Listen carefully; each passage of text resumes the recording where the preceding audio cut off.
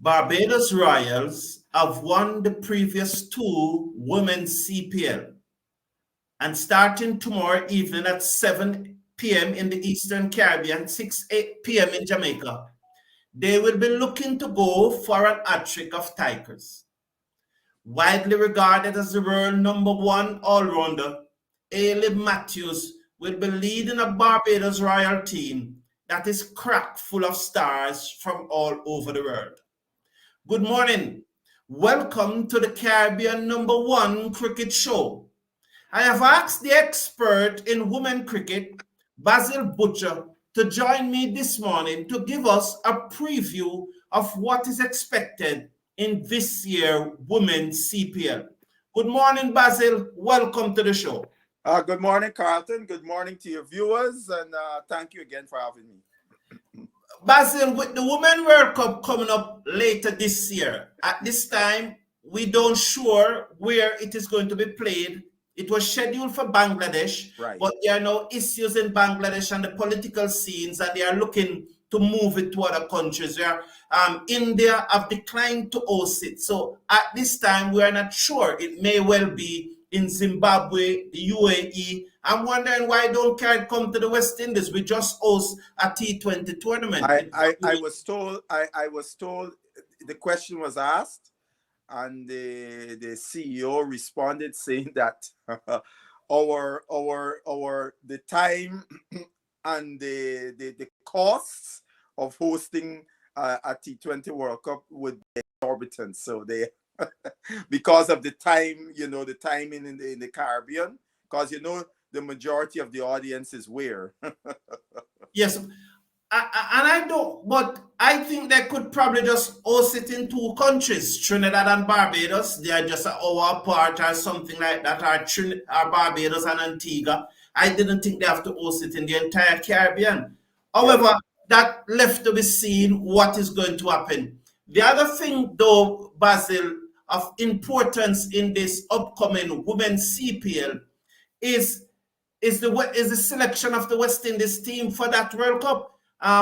In the past, we have seen some teams selected that we're not quite happy with. Basil, what are you looking forward to in this women's CPL coming up?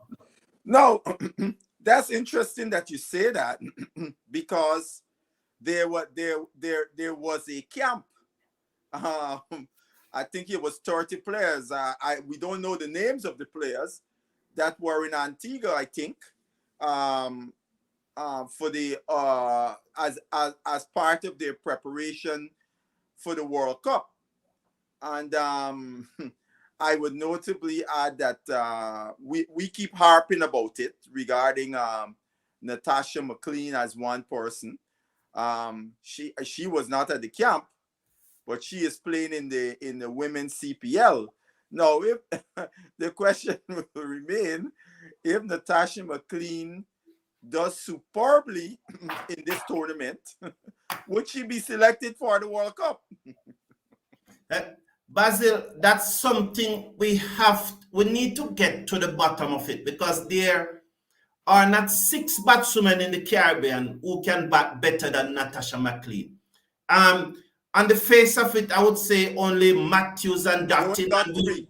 They only got 3, in my view. Yeah. Matthews, Dottin, and Stephanie Taylor. Okay. So, all right, Basil, let's look at these 3 squads. It's a 3-team tournament. It starts tomorrow. The final played next Thursday. All matches will be played in Trinidad and Tobago at the Brian Lara Cricket Academy. Our first squad, let's look at the Guyana Amazon Warriors squad, Basil. There's the Guyana Amazon Warriors squad on the screen, and right, Natasha McLean is the first name up there. This squad is to be captained, no doubt by Canberra. Stephanie Taylor. Yes. And there are 4 overseas players in the squad. They are in green, as you see, representing the Guyana Amazon Warriors. Tell us about this squad, Basil. Looking at the squad, they got 4 quality international players, so that's a good start. And then you have capable batters in Taylor and Natasha McLean. I got question marks about Campbell. Although Campbell have done decent, well, she would come up next, right? There's a disappointment for me in this squad for the Guyana team. There's a young lady from Guyana named Millington, off spinner, who has done well in all the regional tournaments representing Guyana, but she can't find a place in the team. Last year, she did the same thing. She couldn't find a place in the team. So that's a question you need to, the Guyana Amazon Warriors need to answer, why Millington is not in this squad. I'm glad to see they got the young leg spinner, Lachman. I high on her. I'm very impressed with what she has done in the senior women's tournament. For see a youngster bowling so consistently, leg break was a wonderful thing to see. I question why we have Selman. Selman is retired. We need to be exposing players, not Selman, because look, we got other veteran players in there. They don't need Selman there, in my view. They also have a capable bowler in Ramrock, the Trinidadian that represents the West Indies. I'm glad to see young Wilmont is in the mix. And there's a young Grimman, a batter, Relina. She has work to do. She has tremendous talent, but she needs some proper grounding. And she seems to have not been getting that in Guyana. The other young lady, the other Grimman, is a talented player, but for some reason or not, she's not putting it together. When you watch her bowl, I don't think anybody spins the ball more than her as an off spinner. But she's not consistent with where she lands the ball. And then they have the former under 19 captain, Munsar, and another left-handed spinner from Guyana, Casey Schultz, who had played a couple of games for the West Indies in the past. So, Basil, finish your thought, Basil. Sorry. No. I'm done. You go ahead. Yes, so Basil, you mentioned Millington, and I think she's a fine bowler. I was impressed with her in our regional tournament this year, both the T20 and the ODI. Very impressed with her. Mm-hmm. But is it a case that the management of the Guyana Amazon Warriors are saying that this is a private team, is not a Guyana Cricket Board team, but is really an investment? And also, is it a case that Millington need to probably find another agent, or if she doesn't has one, she needs to get one? Maybe, because based on what I was told, I'm not going to call names, the individual who picked the was charged with picking the team has limited knowledge of women cricket. So that is a fact. That could be a factor as to why Millington is not in this team. So, okay. I'm happy also for the leg spinner Nia Lachman. I'm impressed with her. I'm telling you that I believe that this girl is a star in the making. I lost Basil there. Well, he's back, but I believe that this girl Lachman is brilliant, absolutely brilliant, and I'm always impressed by her, Basil. But Basil, the 4 international, Tryon from South Africa, Ishmael from South Africa. I think Ishmael is widely regarded as one of the fastest bowlers in the world, if not the fastest bowler. Erin Burns, Lauren Winfield Hill. Tell us about these 4 overseas players and what they really bring to the tournament. If I'm not mistaken, Erin Burns is an Australian. And Lauren Winfield Hill is an English. Yes. She has played for England, opened the batting and so on for England. And she's a capable player. Same with Erin Burns. Chloe Tryon, as we know, is a serious batter down the order. Yeah, big hitting all rounder. Yeah, so So Yes. she and Natasha McLean, Guyana would have in two players, two big hitters, right? And Right. it would be on the, well, Courtney Walsh is the coach, how to make sure he set them in the batting lineup so that Guyana would have power coming at the in the dead bowling, and maybe power at the top. And obviously Ishmael, Ishmael being the woman that caused me to become a South Africa women's cricket fan. When I first saw her bowl, I latched on to the team because I have an affinity for fast bowling. And when I saw this woman running in and bowling, and I see what the speedometer was saying, I was so impressed. And what's incredible, she is such a, she packs a punch, Yes. as they would say. Yes. Yes. All right. So, thank you, Basil, for giving us that update on the Guyana Amazon Warriors. Now, let's move to the defending champions, the Barbados Royals. And this team is captained by Ailey Matthews, and it's also included probably a real competitor, Chamira Atapato. Give us your feedback on this team, Basil. um, Barbados, Barbados has two of the most dominant. I would say if you're picking the five top, five or let me say in the top 10, right? I didn't want to get to top 10 batters in the world. Barbados have two in their team, in Matthews and Atupatu. Atupatu can take apart any bowling attack, as she has done on many occasions in international cricket. Most recently, against Australia, Sri Lanka chased down over 300 runs. She made 195 not out. And those of us who have been following women's cricket for a while, I remember seeing her make a 170 yard against Australia in the World Cup. The vaunted Australians. This was back, I think, in 2017, right? So that's a serious player. Laura Harris, she is Grace Harris's, I think, older sister. Just like her sister, she's a big hitter. Um, Amanda Jade Wellington, tremendous leg spinner from Australia. Yes. And Georgia Raymond, I forget if she's from Australia or England. I was looking at them saying that. Australian, yes, she's Australian. She's a Yes. wicketkeeper batsman. Batter, Yes. sorry. Yes. So they Barbados have got, I would say, three three three serious overseas players. Georgia, I ain't saying she's not, but in terms of the T20, those three, Wellington being and Wellington was the leg spinner that won the thing for them last year with her bowling. And then obviously Hayley Matthews in that team, Chanel Henry, who is a talented player but don't seem to put it together consistently. Aliyah Allen is another player that hopefully she could come on.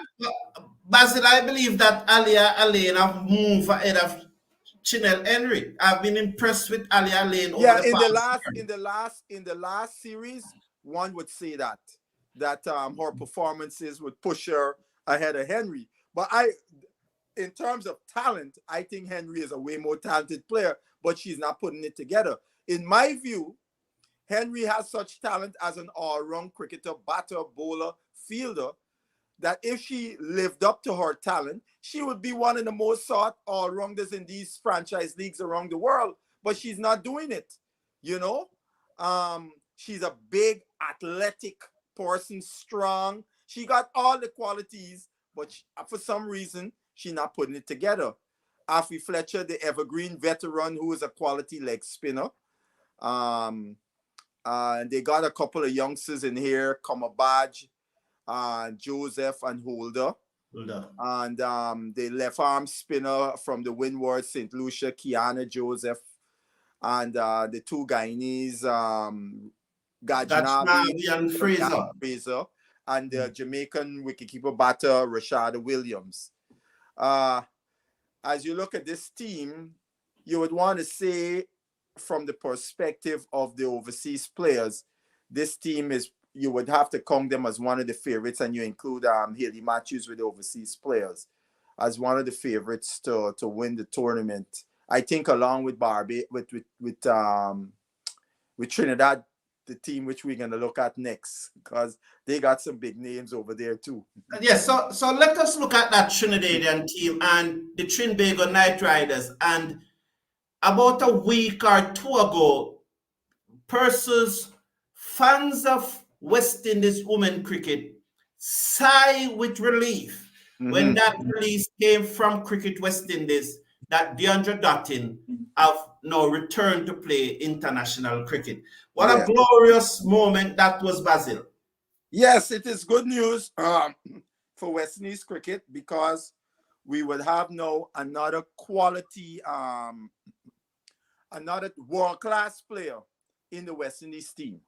So now we would have the three of them now, the three batters, Matthews, Dottin, and Taylor. Taylor. And Yes. all three of them bowl too. So they're very experienced players. So that bodes well for West Indies team for the upcoming World Cup. Yes, so let's look at the Trinbago Knight Riders team. No doubt Deandra Dottin will captain this team. But I see here that they have five overseas players. Ramnat is Trinidadian. Yeah, Ramnat is Trinidadian. You're right. Yes. So there was that. Yes. So yes, go ahead, Basil. Those four international players, as we know, Meg Lanning, tremendous batter, former Australian captain, now retired from international cricket. Jess Johansson, a really quality left arm spinner and very, very useful batter. Jemiah Rodriguez, a very quality batter in T20 cricket for India and ODI, and a tremendous fielder. And Pandey, who is a quality seam bowler that moves the ball both ways for India. So I think those four players, along with Deandra Dottin, would also match up nicely with the Barbados team. And then, obviously they have the Knight sisters, Cornell, West Indies, bowler Cornell in there. I don't know what Anisa Mohammed is doing in this team. You could have bring some other youngster. Her and well, maybe it's for the payday. We cannot take that away. Maybe it's for the payday. Yeah. But the person in this team that I'm really looking for, there's the Dottin and the Lanning and the Johansson and all of those stars. We know them and we know that they're going to do well. But I'm really looking forward to see Sunil Shah. I want to judge our progress from I saw her as a 15-year-old in the World Cup. And at that stage, she impressed me a lot. But she have not progressed the way that we would have loved to see her progress. So her selection to this squad is very interesting. And I'm really looking forward to see her. What are your thoughts on Shaw? Yeah, I first saw Shaw playing in the under-19 regional tournament, that tournament which USA team dominated and won. And I was impressed with her as a batter. And like you, I haven't seen the progression. I saw some quality, and I said this young lady here is somebody that we're gonna be talking about in a few years. But I've seen her several times since, and I've not seen the progression. So I hope that we will start to see some of that in this tournament. I would like to see Zeta James justify her selection in these teams. I think young Claxton is an exciting prospect. And Glasgow, I want to see more from Glasgow. She has been around the West Indies teams for years. I thought senior team and then playing on the 19 and so on. And we have not seen the progression of Glasgow. That's another player we need to see some progression from. Yes. So Basil, looking at the tournament, before I ask you to pick your winner, and you have seen all three squads. If you were to say pick out three persons for across all three squad, or is that asking too much? Who are the persons you are expecting to be the stars in this tournament? Well, I'm looking at Matthews. I'm looking at Atapatu. I'm looking at Ishmael. Those three names come to my lips right away. I think Tryon could be very dangerous. Harris also, the leg spinner from Australia, Wellington. And I Dottin, obviously. Well, we're gonna see what Dottin have, because Dottin hasn't been around playing competitive cricket for a little bit, so it'll be interesting to see where she is at today. And I'm looking to see also from a West Indies perspective, the McLean, the Taylor, obviously. And I want to see some of these youngsters put their hands up if they get to play. Some of these young players, like the Zayda James, the Glasgows, the Grimmons, etc., put up their hand. I want to see some more consistent play from Henry. Joseph, Guyana Joseph is another one. This young lady from Trinidad,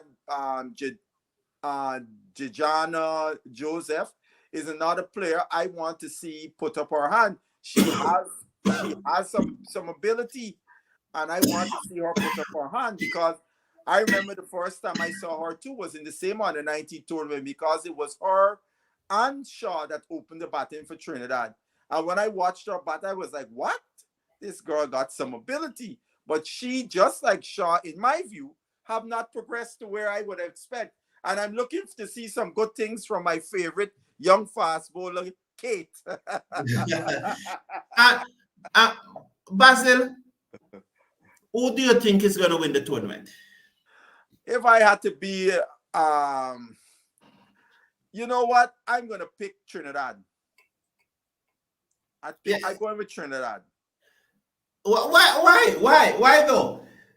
Because Trinidad, Meglanin and Rodriguez and Deandra Dottin, to me, are a more, the three of them put together are more a batting force than Matthews and Atapatu together.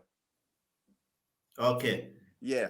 So you think that these three are genuine match winners, while when in the Barbados team, what about Jade Wellington though? Jade Wellington. No. Well, Wellington is a match winner as a bowler also.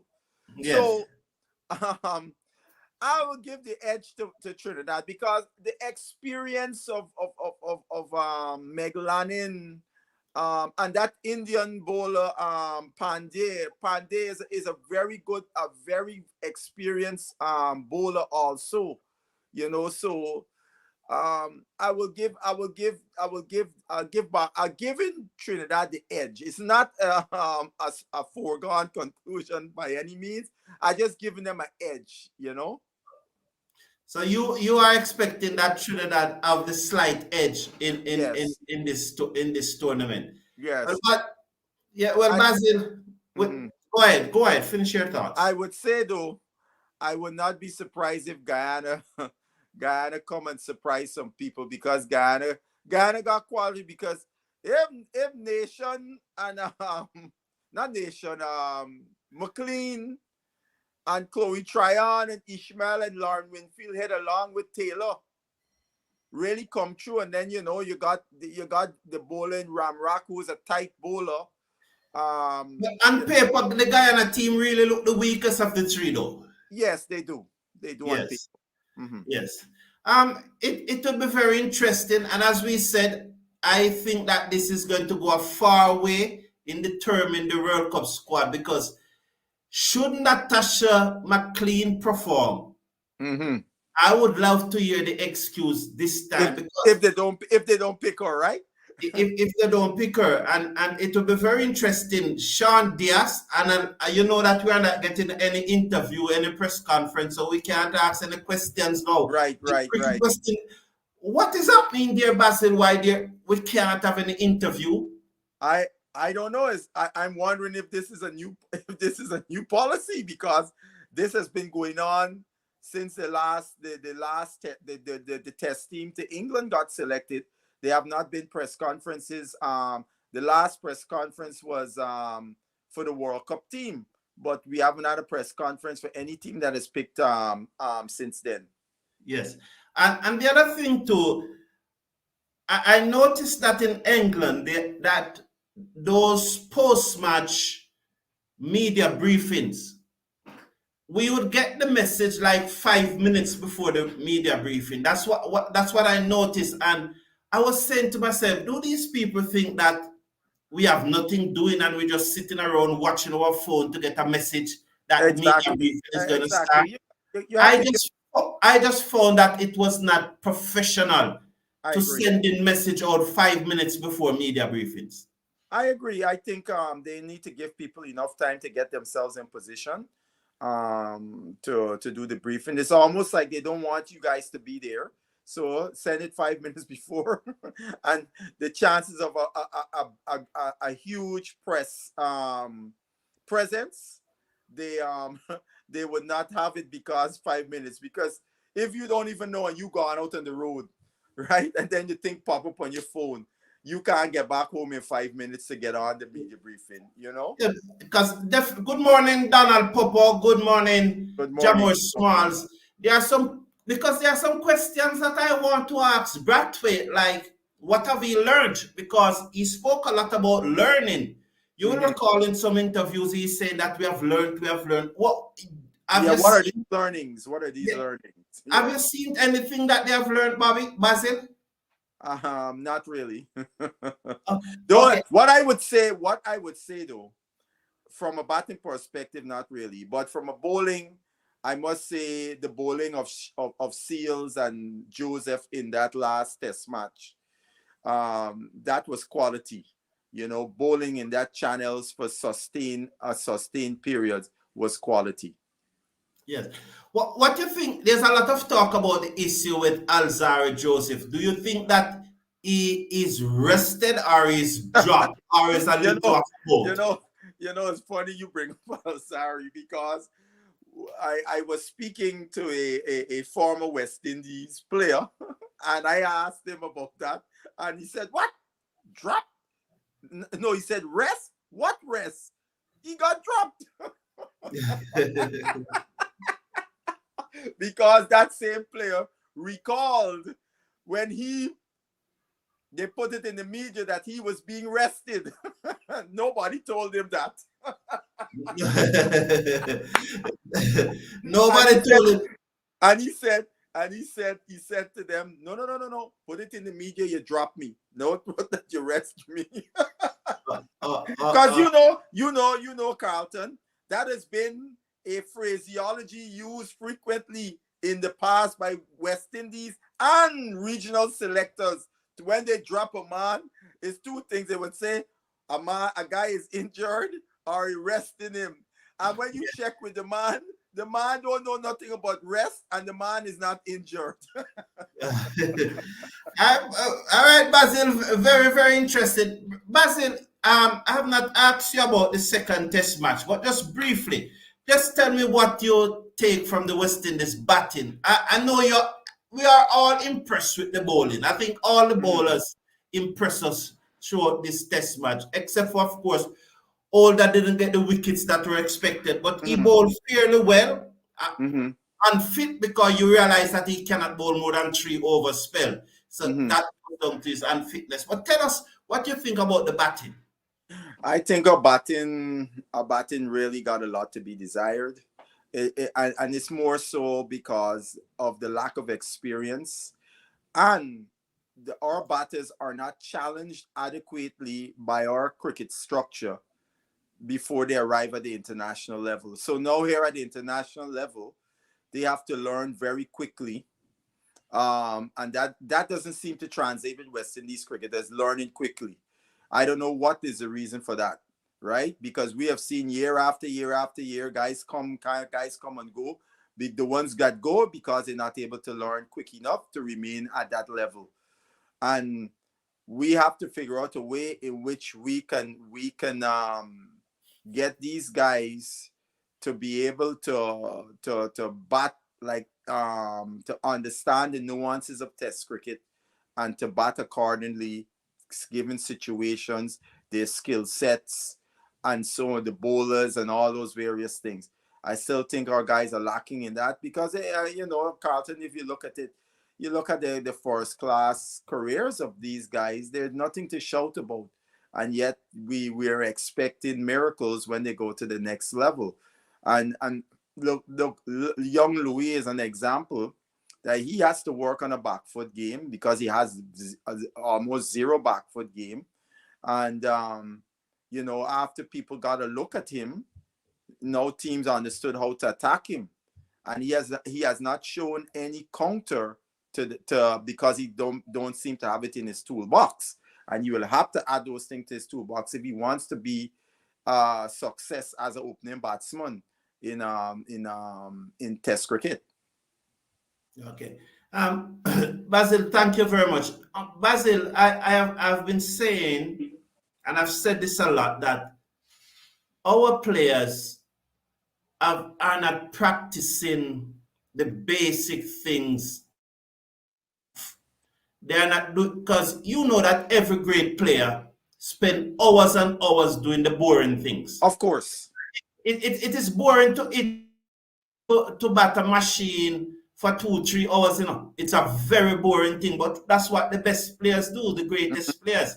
Mm-hmm. Is this a serious problem in our culture where our players, they are just not professional enough to do the boring things and to try and get the basics right?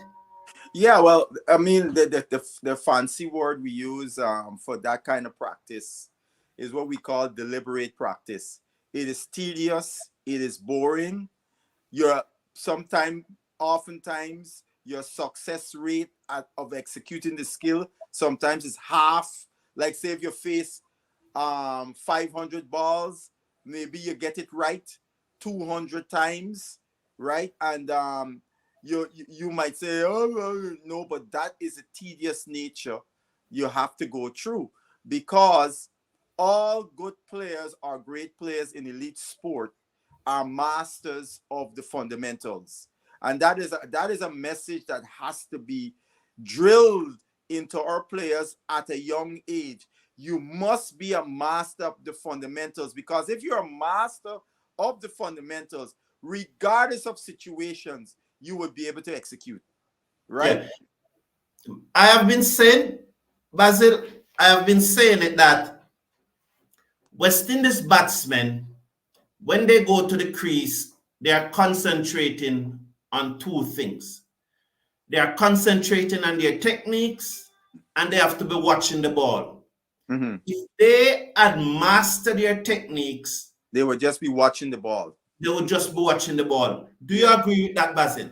Yeah, you only want to be watching the ball. That's all you're focused on when you go there. Each ball, focus, watching the ball. Whatever happened to the ball prior, erase that out of your mind and just focus on the next ball coming. That's it. Because your mind, Carlton, is going to be clear. Because the great Sangakkara, I had the privilege of sitting in a high performance coaching seminar, which he came in and spoke about batting, and he made a very interesting point to us. He said more times than not, when a guy is out of form, it's not a technical thing. It's only a technical thing if they're getting out the same way, right? But usually if somebody's out of form, it's because they don't have a clear mind. So when they're at the crease, their mind is cluttered. They're not clear. Because as a batter, what you are doing is just reacting to what's coming at you, right? And that's all you want to be focused on doing, right? And so therefore, it's important. And as you correctly state, if you have, and the other thing Sankara said, preparation is the key. Because he said he made sure before every game, Many times the team boss had to wait on him because he was not finished with his preparation. And he said, batting is a thing you could get one ball. That's the nature of the game. As he said, batting is about getting as many runs before the inevitability of getting out. So your job is to get as many before that. So you can't focus on getting out. So you're taking that out of your mind. And the other thing he said, even if he get a one ball, once he felt his preparation was on point, he would not beat himself up because that's part of the game.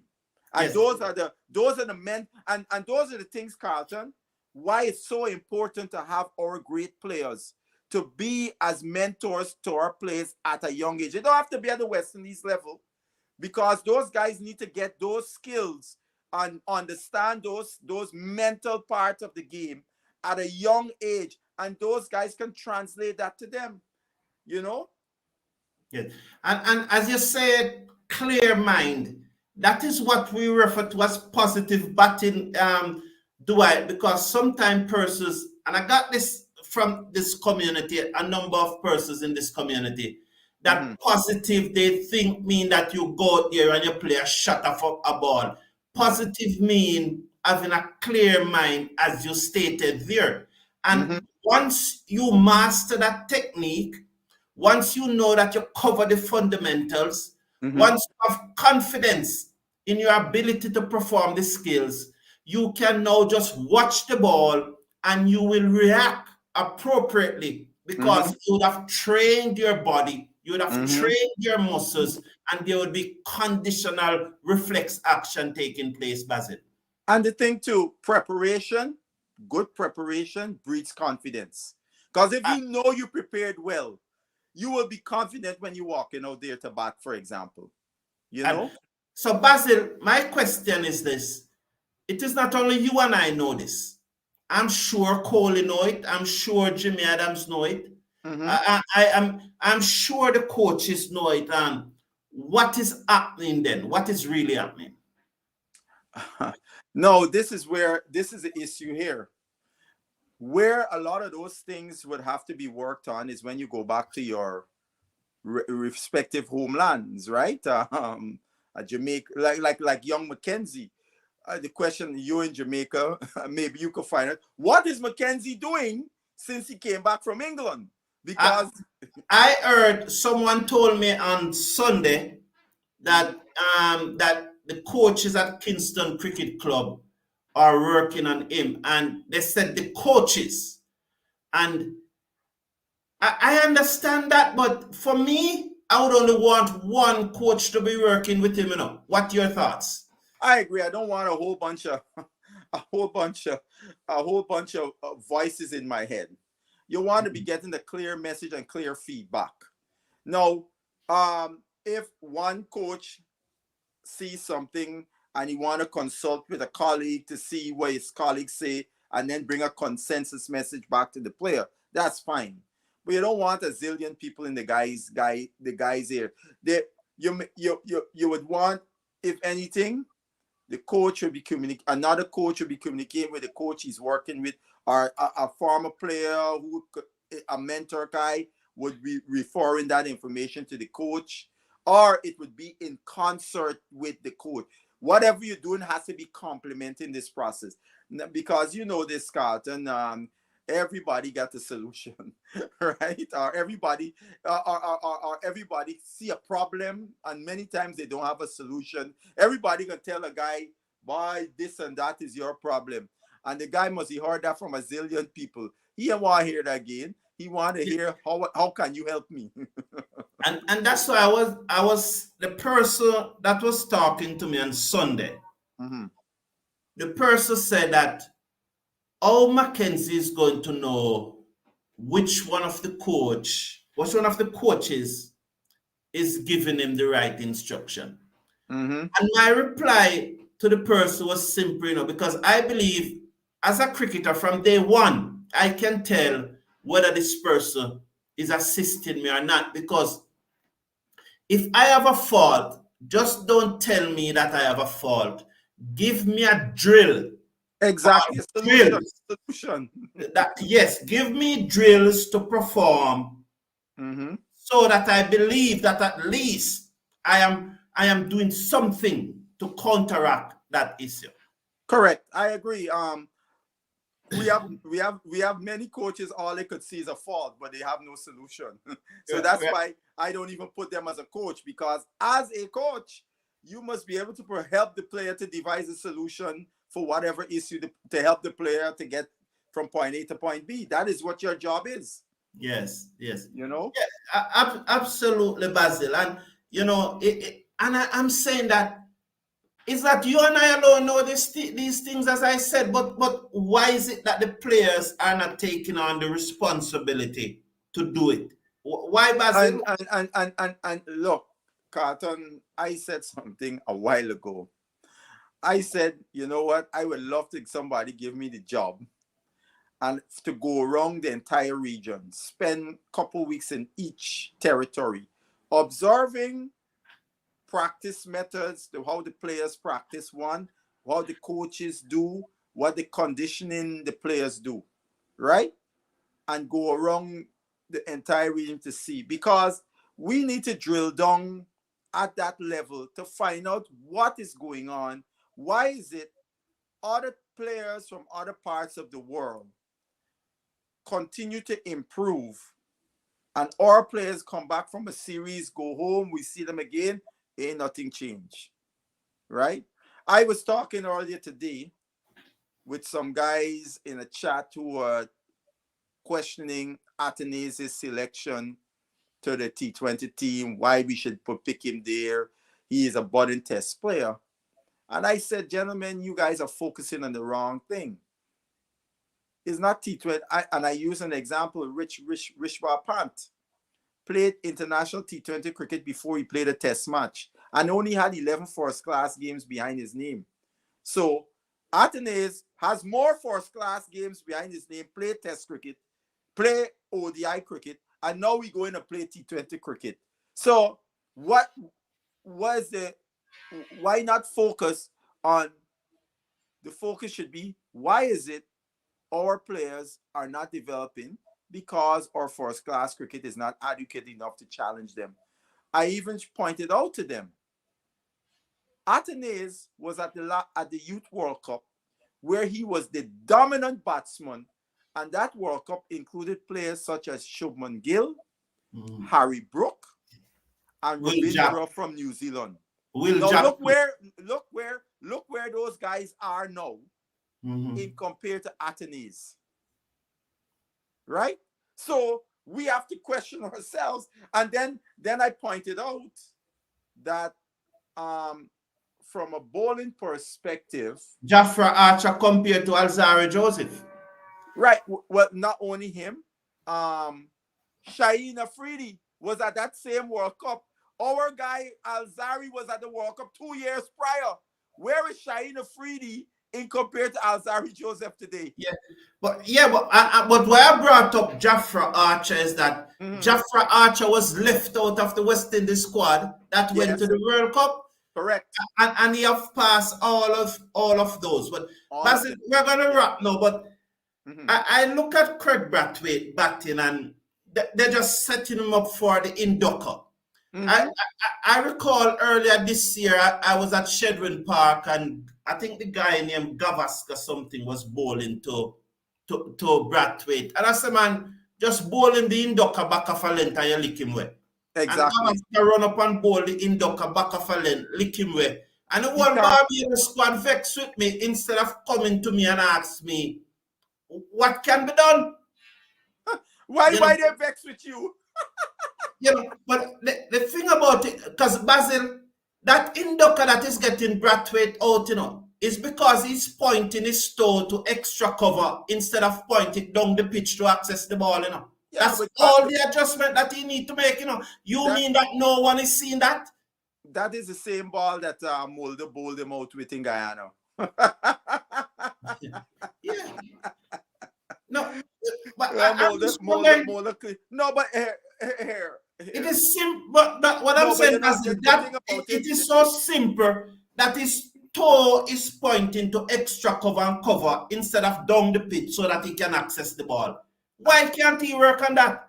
Well, And the thing about it, these guys today, unlike in the past, have video analysis that could show them. And the thing about it too, one of the things these guys need to also do when they practice, they need to use, all of them got smartphones, right? Set up the video, because you want to make sure what you're doing it correctly, right? Because otherwise you might think you're doing it correctly. You see, now you have the video, you bat 2 or 3 overs, and you go back, you stop, review the video, and see how many times did you do it correctly, right? And then you go back and you continue, because with each review, you should see yourself improving the number of good repetitions. So you would walk away from each practice session knowing I have improved. You see? Thank you very much, Basil.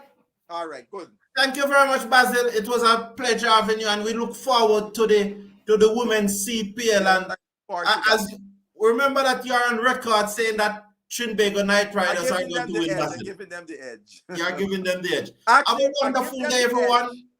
I give them the edge, but sentiments, I'm with the Amazon Warriors. Okay, you need to say that. You need to say that. Yes. Take care. Have a good day, everyone. One love. Take care of yourself. Bye for now.